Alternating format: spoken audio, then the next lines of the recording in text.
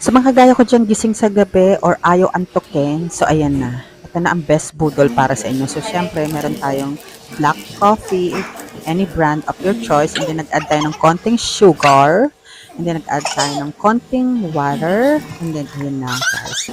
Papakita ko sa inyo kung paano magta-transform ang ordinaryong black coffee nyo into fluffy coffee. Gamit lang itong nabili kong stirrer. So, grabe tong stirrer na to. Wala pa tong 200 pero grabe yung performance ko.